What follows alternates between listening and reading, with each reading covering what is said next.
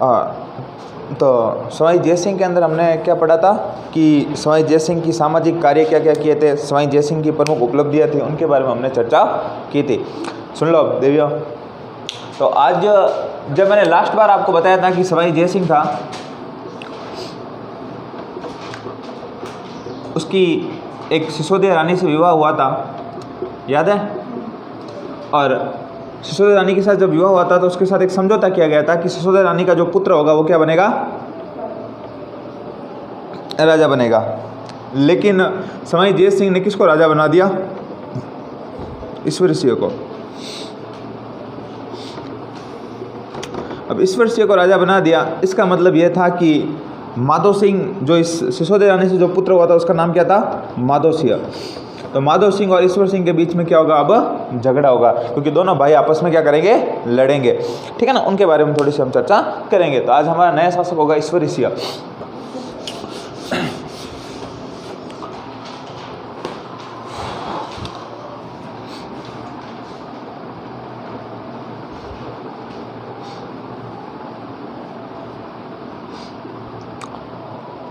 ईश्वर सिंह आपके जयपुर का राजा बना।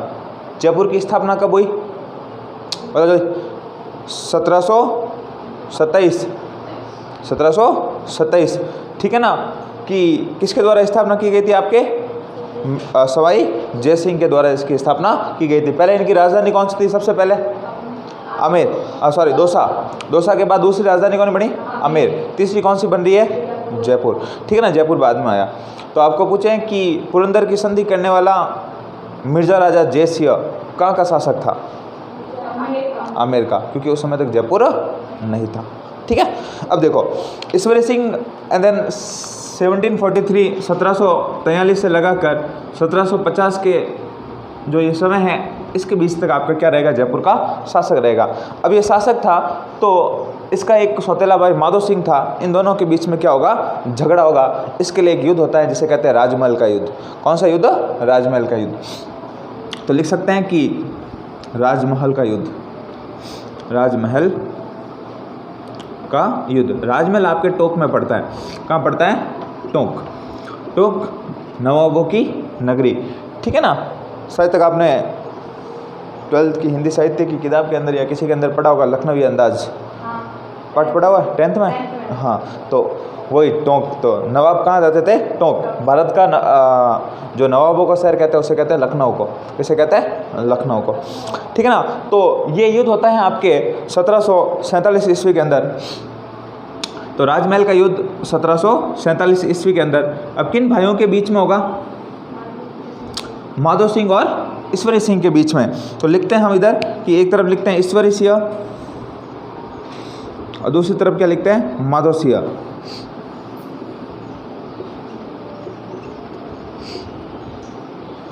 ठीक है ना, माधो सिंह। इन दोनों के बीच में युद्ध होगा। इस युद्ध के अंदर आपके ईश्वरी सिंह जीत जाता है। कौन जीत जाता है? ईश्वरी सिंह। ईश्वरी सिंह का साथ देता है सूरजमल। सूरजमल जयपुर का भरतपुर का शासक था। कहाँ का शासक था?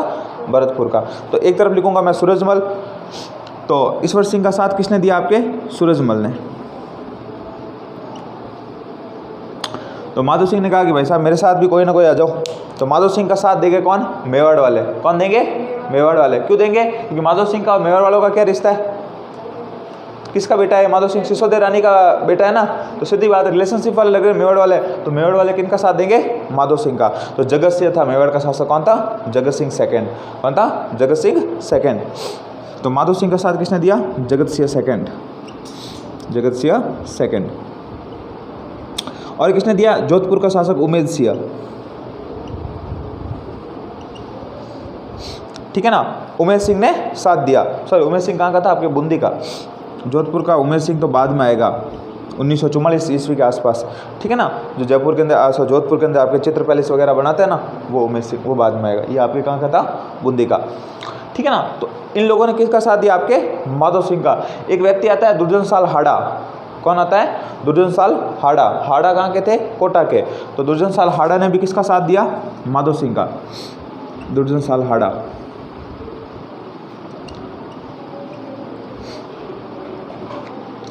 अब देखो इतने लोग इनके साथ होते हुए भी मराठों ने भी कहा माधो सिंह का साथ देंगे हम। किसका साथ देंगे? माधो सिंह का। तो मराठों ने भी किसका साथ दिया? मराठे भी किसके साथ है आपके? माधो सिंह के साथ। लेकिन युद्ध कौन जीत जाता है आपके? ईश्वरी सिंह। ठीक है ना। तो राजमहल का युद्ध आपको पूछेंगे कि राजमहल का युद्ध कब हुआ था, किन के मध्य हुआ था, सीधे ऑब्जेक्टिव क्वेश्चन बनेगा। तो किन के बीच में हुआ था आपके? राजमहल का युद्ध ईश्वरी सिंह और माधो सिंह के बीच। ठीक है। इस युद्ध के अंदर किसकी पराजय हुई? माधो सिंह की। ठीक है ना। एग्जामिनर कैसे भी घुमा के सवाल पूछ सकता है, पराजय किसकी हुई, जीत किसकी हुई। हमारे माइंड के अंदर एक साइकोलॉजी सेट रहती है कि हमें जीत जीत जीत, सीधे ईश्वर सिंह करके आएंगे, पूछेगा माधो सिंह के बारे में, तो ध्यान रखना है। ठीक है। अब यदि आरएस का एग्जाम दोगे तो उसके अंदर लेवल का ये होगा कि माधो सिंह के साथ साथ प्रमुख शासक कौन से थे। ऑप्शन में दे देगा आपको जगत सिंह, उमेश सिंह, दुर्जनशाल, और चौथा दे देगा इनमें से कोई नहीं। ठीक है ना। तो तीनों शासक थे। ठीक है ना। तो जगत सिंह भी था, उमेश सिंह भी था और दुर्जनशाल भी था। देखो सवाल पूछते कैसे हैं उसके बारे में थोड़ा सा देखते हैं कि जैसे यहाँ पे छोटी सी चीज़ देखते हैं कि आपको ऑप्शन दे दिए कि एक ऑप्शन के अंदर दे दिया दुर्जनशाल, दूसरे में दे दिया आपको जगत सिंह, तीसरे में दे दिया आपको सूरजमल, और चौथे में दे दिया आपके मराठे। ठीक है। अब इस प्रकार से दिया, फिर आपको देंगे 1 2 3। ठीक है। ये ए हो गया। पूछेगा इनमें से किन लोगों ने माधो सिंह का साथ दिया। ठीक है ना। फिर हो गया 1 2 4। ठीक है। और तीसरा ऑप्शन उसने दे दिया कि 3 2 1। चौथा ऑप्शन दे दिया आपने कि इनमें से कोई नहीं। कौन सा सही हो जाएगा? हाँ 1 2 4। तो बी वाला क्या है? सही। ये आरएस के लेवल के प्रश्न होते हैं। ठीक है ना। नॉर्मल एग्जाम के अंदर तो आपको सीधा सा पूछेगा कि ये किसके अंदर किसके बीच में युद्ध हुआ, राजमहल का युद्ध, तो सीधा सा आपको पूछेंगे ईश्वर सिंह और माधो सिंह। आरएस का लेवल ये हो जाता है, थोड़ा डीप और थोड़ा हार्ड।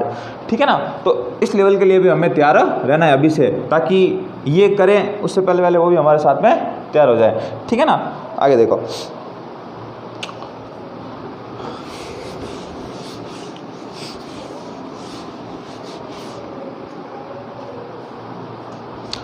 अब ईश्वरी सिंह जीता। ईश्वरी सिंह बड़ा ही खुश हुआ। ईश्वरी सिंह ने कहा कि मैं एक इमारत बनाऊंगा। तो ईश्वरी सिंह ने ईश्वर लाट का निर्माण करवाया।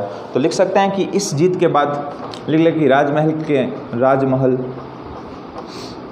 की विजय के बाद ईश्वरी सिंह ने ईश्वर लाट का निर्माण कराया।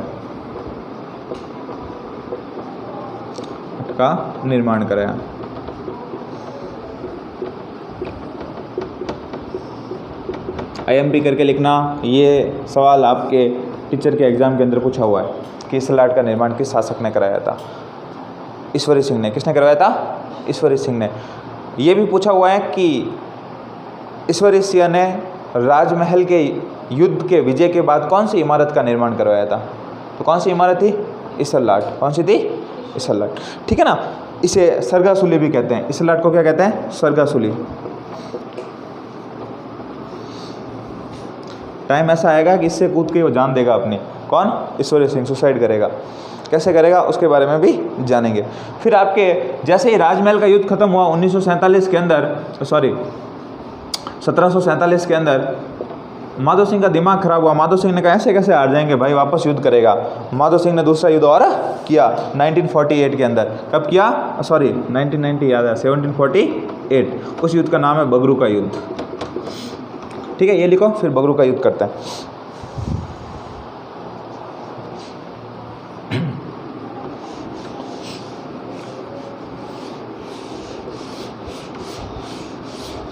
तो दूसरा युद्ध कौन सा हो गया? बगरू। तो लिखते हैं बगरू का युद्ध। बगरू पड़ता है आपके जयपुर। बगरू कहाँ पड़ता है? जयपुर।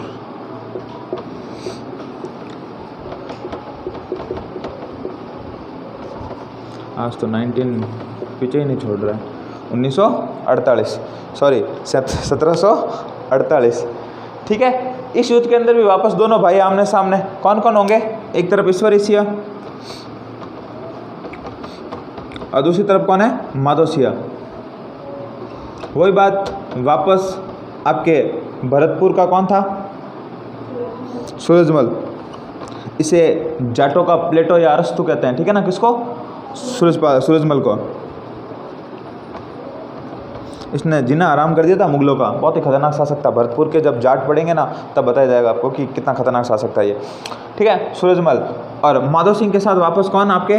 जगत सिंह, उमेद सिंह, ठीक है ना, कहाँ का था ये? बूंदी। दलेल सिंह, सॉरी दुर्जन सालाडा, दुर्जन सालाडा। अब देखो मैं हाड़ा हाड़ा लिख रहा हूँ तो हाड़ा चौहान ही होते हैं। एक बार आरएस के अंदर पूछा गया एक आदमी को, देखो सुनना, कि आरएस के अंदर आप जाते हो ना तो इंटरव्यू बोर्ड के अंदर ये चीज़ पूछी थी कि कोटा के अंदर किन का शासन था। तो आया पहले नॉर्मल सवाल पूछते, नॉर्मल सवाल था, इंटरव्यू लेने के लिए बोर्ड वाला चेयरमैन वगैरह सब बैठे थे। पूछा कि कोटा के अंदर किन का शासन था? कि सर हाड़ाओं का शासन था। कि हाड़ाओं की कौन सी गोत्र का? किस नहीं सर हाड़ाओं का था। कि आपको याद है पक्का? कि हाँ सर, कि हाड़ाओं का था। उसने और पूछा कि हाड़ाओं के अंदर किन का शासन था? कि नहीं सर वहाँ हाड़ाओं का ही था और किसी का नहीं था। फिर उसने बताया कि हाड़ा चौहानों की गोत्र है। किसकी है? हाँ, तो हाड़ा चौहान होता है, ठीक है ना। हाँ, चौहान पढ़ाए थे ना मैंने। तो हाड़ा चौहानों की क्या होती है? गोत्र ही होती है, ठीक है ना। तो दुर्जन साल हाड़ा कहाँ का था? आपके कोटा का। कहाँ का था? कोटा। फिर मैंने हाड़ी रानी भी तो बताई ना आपको, सहल कंवर की सेनानी मांगी थी और उसने सिर काट के वगैरह दे दिया। रतन सिंह चुंडावत वगैरह वाली वो बात मैंने आपको बता दी थी। क्योंकि जो आपके राज सिंह था, राज सिंह किससे शादी करना चाहता था? आपके चारुमती से, ठीक है ना। और औरंगजेब भी किससे शादी करना चाहता था? चारुमती से। वो सारी कहानी बताई हुई है, ठीक है ना। और इनके साथ और कौन थे? मराठे। कौन थे? मराठे। अब देखो ये जो टाइम पीरियड रहेगा ना, उस समय अपने राजस्थान के अंदर मराठे बहुत ही हावी हो जाएंगे। राजस्थान में मराठे इतनी ऐसी तैसी करेंगे, पूरे राजस्थान की पूरी वाट लगा के छोड़ देंगे, सारे राजाओं की हालत ख़राब कर देंगे आपके। कौन? मराठे। क्योंकि देखो जैसे जैसे मुगल कमज़ोर होंगे ना, मुगल कमज़ोर होंगे तो मराठों की शक्ति बढ़ेगी, ठीक है ना। मराठे कमज़ोर होंगे तो कौन आ जाएंगे अपने? अंग्रेज। फिर हम गुलाम बने अंग्रेज़ों के, तो हाँ, ठीक है ना। कैसे बने? तभी तो हमारे प्रजामंडल आंदोलन वगैरह, तभी इतिहास इस प्रकार से चलता है कि शुरुआत से लगाकर एक पूरे ख़त्म होने की सिचुएशन तक, ठीक है। तो मराठा ये सारी, इस युद्ध के अंदर कौन जीता? माधव सिंह। तो लिख सकते हैं कि बगरू के युद्ध में माधव सिंह की क्या हुई? विजय हुई। इस युद्ध में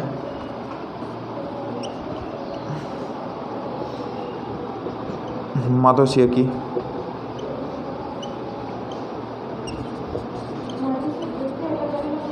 हाँ, वो फिर आपके वो 9 महल बनाएंगे एक जैसा, नाहरगढ़। जब मैंने दुर्ग पढ़ाए थे ना, दुर्ग के अंदर लिखा है, ठीक है ना। तो चलो इस युद्ध के अंदर किसकी विजय हुई? माधव सिंह की। माधव सिंह की विजय हुई तो ईश्वर सिंह को, माधव सिंह को 5 परगने देने पड़े। परगने का मतलब समझते हो? 5 गाँव। जो आपरा 5 गाँव है, जो किन्हीं दान में दे दिया, तो जो क्या दिया आपको? 5 गाँव माधव सिंह को क्या दिए गए? 5 परगने दिए गए बड़े बड़े। तो लिख सकते हो कि ईश्वर सिंह ने, इसको मिटा देता हूँ, कि ईश्वरी सिंह ने, लिखो, ईश्वरी सिंह ने माधव सिंह को, ईश्वरी सिंह ने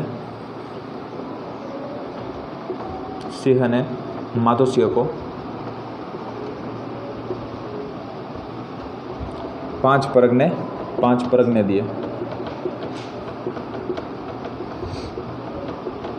ठीक है ना। 5 परगने दे दिए। माधव सिंह हो गया खुश। माधव सिंह ने कहा बस भाई को और क्या चाहिए, इतना ही चाहिए था। लेकिन जैसे ही युद्ध हुआ, वो ऐसे बज रहा, टेंशन मत लो, वो हवा की वजह से।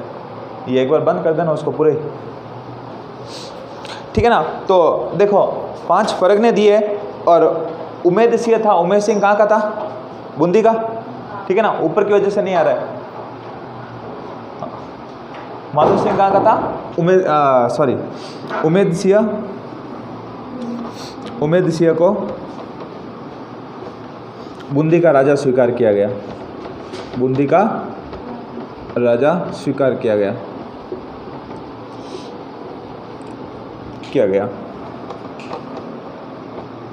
ठीक है, उमेश सिंह को कहा कि आप कहाँ के शासक हो? बूंदी के राजा। किसने स्वीकार किया? ईश्वरी सिंह ने। पहली बार तो ईश्वर सिंह ने क्या किया, माधो सिंह को कितने परगने दिए, 5, ठीक है ना। टोंक, टोडा, ये परगने आपको याद करने की जरूरत नहीं है, ठीक है ना। ईश्वर सिंह ने मराठों को युद्ध हर्जाना दिया, ईश्वर सिंह ने मराठों को क्या दिया, युद्ध हर्जाना। तो लिख सकते हैं कि ईश्वरी सिंह ने मराठों को युद्ध हर्जाना दिया, ईश्वरी सिंह ने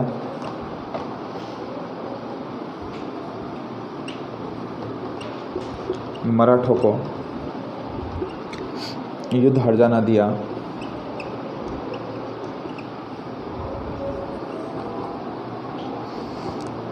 अब युद्ध हर्जाना तो दे दिया, लेकिन मराठे बार बार ईश्वर सिंह को क्या किया, परेशान किया। ईश्वर सिंह को गुस्सा आया और ईश्वर सिंह ने क्या कर दिया, सुसाइड कर दिया, ठीक है ना। बस खत्म, खेल खत्म। अब देखो उसके बाद एक भयंकर सी बात आगे और आएगी, मराठों की किस प्रकार से बैंड बजाते हैं आपके माधो सिंह। थोड़ा सा पहले इसके बारे में लिख लेते हैं कि सब बजाएगा बैंड वगैरह, देखना तुम, पता चलेगा कि माधो सिंह कितना खतरनाक था क्या। तो एक तो पहले ये लिख लो कि मराठों ने ईश्वरी सिंह को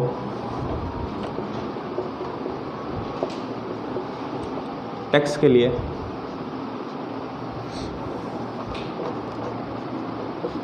अधिक परेशान किया, इस कारण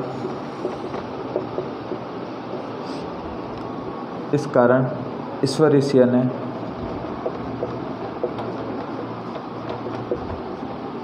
आत्महत्या कर दी।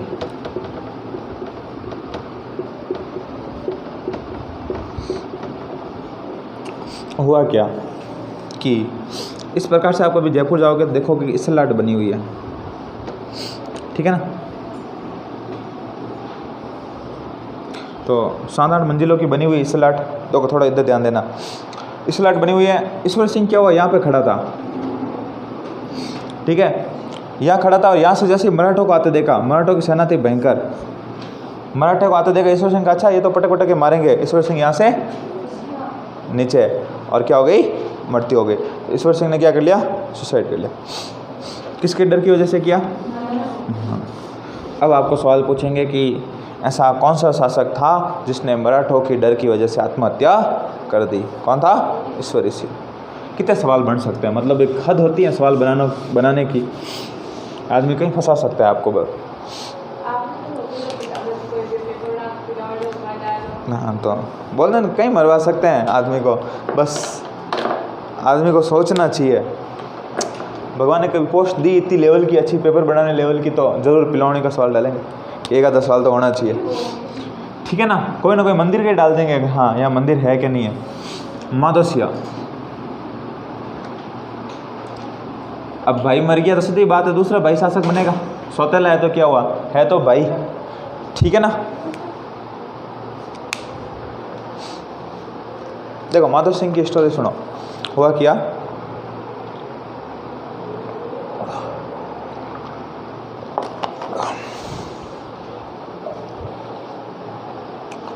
कि मराठों ने माधो सिंह को भी परेशान करना शुरू कर दिया। माधो सिंह से कहा कि टैक्स दे, माधो सिंह ने कहा एक दो बार तो दिया। माधो सिंह ने कहा भाई साहब ये ठीक है तुम्हारा, तुम तो रोज उल्टो वेर के आते बोल के टैक्स दो हमें, रोजाना टैक्स लाके कहाँ से दे। तो 4000 मराठे वहाँ आए हुए थे आपके जयपुर के अंदर, कितने 4000 मराठे आए हुए थे। मराठों का जो सेनापति था उसने कहा कि थोड़ा सा ध्यान रखना, मराठे वगैरह यहाँ घूमना चाहते हैं यहाँ पे जयपुर के अंदर, जयपुर में देखने लायक चीज़ें बहुत शानदार है। माधो सिंह ने कहा बस टेंशन ही मतलब आप यहाँ रख के जाओ बस 4000 मराठों को। माधो सिंह ने सेना को ऑर्डर दिया कि जहाँ जहाँ मराठा दिखे उनको पटक पटक के मार दो। 4000 मराठों को मरवा दिया। किसने? माधो सिंह ने। इसने कहा कि बहुत दिन हो गया ऐसे तैसे कर रहे हो, मेरी मुझसे पैसे ले रहे हो, मैं पूरी की पूरी बैंड बजाऊंगा, पूरी की पूरी बैंड बजाई। 4000 मराठों को क्या किया इसने?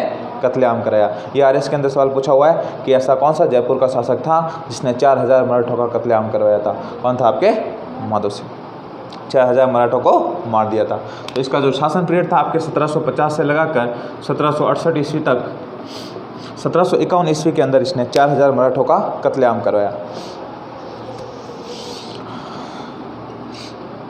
1751 ईस्वी में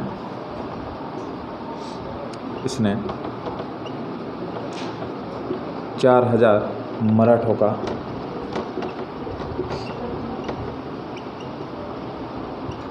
कत्लेआम समझते हो? मतलब जहाँ मराठे दिखे उनको पकड़ पकड़ के मारो, छोड़ना नहीं है। मराठे इतने भयंकर यहाँ से भागे थे कि भाग नहीं पाए थे यहाँ से।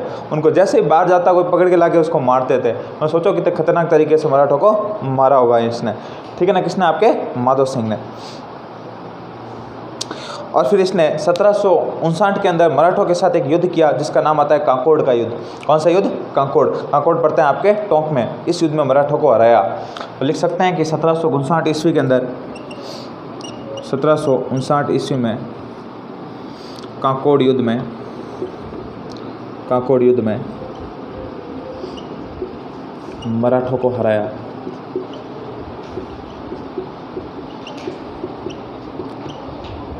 देखो होता क्या है कि चीज़ें हमारे सारे पड़ी हुई है, तो इससे बाहर कुछ नहीं जाता है। लेकिन जब हम एग्ज़ाम हॉल के अंदर बैठते हैं तब प्रेशर एक अलग चीज़ होती है, हमारे माइंड से सारी चीज़ें निकल जाती है कि हमें कुछ नहीं आता। इस सिचुएशन से हैंडल करनी है तो आप कोई भी पेपर करो, उस पेपर को आराम से पहले 15 मिनट तक पढ़ो, ठीक है ना। ताकि आपका माइंड जो आप उस हाई लेवल के अंदर पहुंच जाता है ना आपका माइंड, वो फिर आपको क्या होगा? रिलैक्स होगा। फिर आप आराम से पेपर कर पाओगे, ठीक है ना। मेरे साथ भी होता है, मैंने भी बहुत सारे सवाल गलत किए हैं बहुत सारे एग्ज़ाम के अंदर। तो नेचुरल चीज़ है, सबके साथ होता है। लेकिन चीज़ यही है कि आपको आराम से, जितना आप आराम से पेपर को पढ़ोगे उतना अच्छा रहेगा। चलो, उसके बाद एक और युद्ध किया था इसने, भटवाड़ा का युद्ध। कौन सा युद्ध? भटवाड़ा का युद्ध। तो लिखो भटवाड़ा का युद्ध, इसको मिटा देते हैं।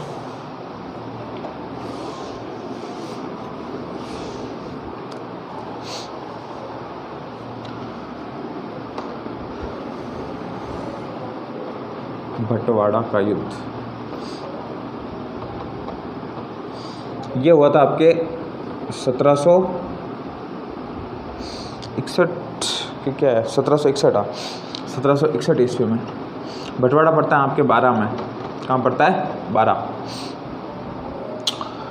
ये युद्ध हुआ था आपके माधो सिंह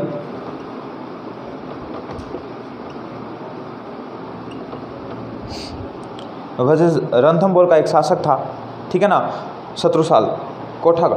तो लिख सकते हैं शत्रुसाल।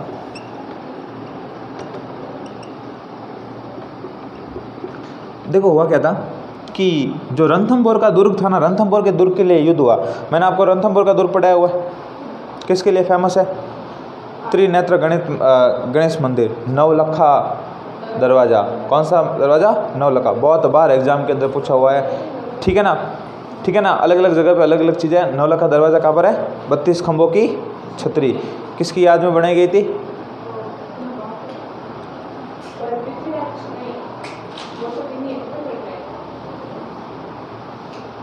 हम किताबों को लेना पड़ा। राणा हमीर। राणा हमीर ने अपने पिता की याद, जत्र सिंह की याद के अंदर 32 खंभों की है। कहाँ है? पहाड़ियों के बीच में गिरा हुआ है। हाँ, ठीक है ना। तभी तो अबुल फजल ने कहा था बाकी सारे दुर्ग तो क्या है? हाँ, बाकी सब दुर्ग तो नंगे हैं, ये बख्तर बंद दुर्ग है। किसने कहा था? आपके अबुल फजल ने कहा था। अलाउद्दीन खिलजी ने आक्रमण किया था, फिर रानी ने जौहर किया था, जल जौहर किया था, ठीक ना। हाँ, नहीं पद्मणी तो वहाँ पे थी, उसका कुछ नाम था, मुझे कंफर्म नहीं हो रहा है, रत्नावती नहीं था, ठीक है ना। माधो सिंह और शत्रुसाल किसकी वजह से युद्ध हुआ? रणथंभौर दुर्ग के लिए। रणथंभौर दुर्ग है तो रणथंभौर दुर्ग के लिए युद्ध क्यों हुआ? क्योंकि माधो सिंह कह रहा था कि रणथंभौर दुर्ग मेरा है। शत्रुसाल ने कहा ऐसा कैसे तेरा है? मेरा है। माधो सिंह तो किस हक से कह रहा था? क्योंकि मुगलों ने ये दुर्ग आपके किसको दे दिया था? सवाई जय सिंह को दे दिया था। किसको दिया था? सवाई जय सिंह। सवाई जय सिंह को जानते हो? अश्वमेध यज्ञ करवाया। इसका पुरोहित कौन था? पुंडरीक रत्नाकर। क्या नाम था? पुंडरीक रत्नाकर, ठीक है ना। इस वाला आरएस के अंदर पूछा हुआ है कि अश्वमेध यज्ञ कराने वाला पंडित कौन था? पुंडरीक रत्नाकर था, ठीक है ना। तो ध्यान रखना। तो अब सवाई जय सिंह को दे दिया तो इसका मतलब किसका हो गया? ये माधो सिंह का। लेकिन शत्रुसाल ने कहा ये मेरा है। दोनों के बीच में क्या हो गया? झगड़ा हो गया। शत्रुसाल जीत गया। कौन जीत गया? शत्रुसाल। ठीक है ना। इस युद्ध में शत्रुसाल जीत गया तथा इस युद्ध में कोटा का नेतृत्व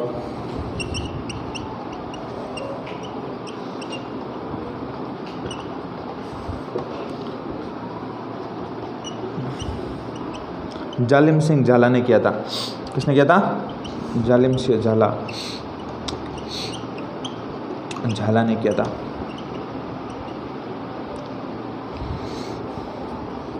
इनका भी भयंकर इतिहास जालिम सिंह झाला का। जब हम कोटा का इतिहास पढ़ेंगे तब जालिम सिंह झाला के बारे में पढ़ूंगा थोड़ा सा। ठीक है ना। माधव सिंह ने ही सवाई माधोपुर की स्थापना की थी 1768 ईस्वी के अंदर। तो लिखो 1768 ईस्वी में सवाई माधव सिंह ने आपके सवाई माधोपुर की स्थापना की थी। माधोपुर की तो सवाई की उपाधि लगाएंगे, सीधी सी बात है। सवाई की उपाधि दे दी थी।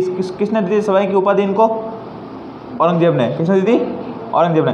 तो औरंगजेब ने सवाई की उपाधि दे दी सवाई जय सिंह को। इसके सारे शासक थे वो कौन सी उपाधि लगा रहे थे? सवाई। तो अब सारे शासकों के आगे कौन सी उपाधि लगेगी? सवाई माधव सिंह, सवाई ईश्वर सिंह, सवाई प्रताप सिंह, ये सारी चीज़ें। तो 1768 ईस्वी के अंदर सवाई माधोपुर की स्थापना हुई। जानते हो सवाई माधोपुर किसके लिए फेमस है? द टाइगर रिजर्व रणथंभौर के अंदर। ठीक है ना। तो सवाई माधोपुर 1768 ईस्वी में सवाई माधोपुर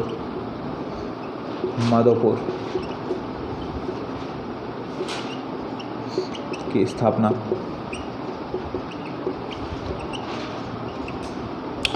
और क्या क्या काम किया माधव सिंह ने कि जयपुर के अंदर मोती डुंगरी के महल बनाए। कौन से? मोती डुंगरी के महलों का निर्माण करवाया। लिख सकते हैं कि जयपुर में मोती डुंगरी के महलों का निर्माण करवाया।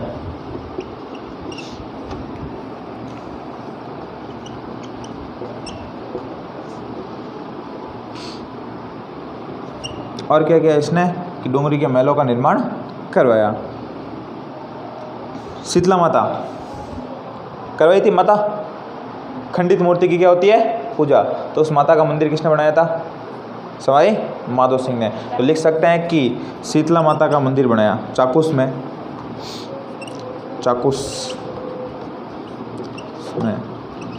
शीतला माता के मंदिर का निर्माण करवाया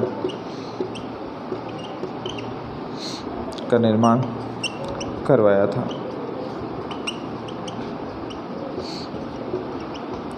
ठीक है ना। शीतला माता के मंदिर का क्या करवाया इसने? निर्माण करवाया। ये आपके होते हैं माधव सिंह कंप्लीट। उसके बाद कल की क्लास के अंदर पढ़ेंगे सवाई प्रताप सिंह। कौन सा पढ़ेंगे? सवाई प्रताप सिंह। महत्वपूर्ण शासक है। इतने सवाल पूछे हुए हैं इसकी कोई हद नहीं है और हर बार सवाल आता ही है। ठीक है ना। कोई भी एग्जाम दोगे उसके अंदर सवाल पूछता है। ठीक है ना। तो अभी के लिए इतना ही, बाकी देखेंगे नेक्स्ट क्लास में।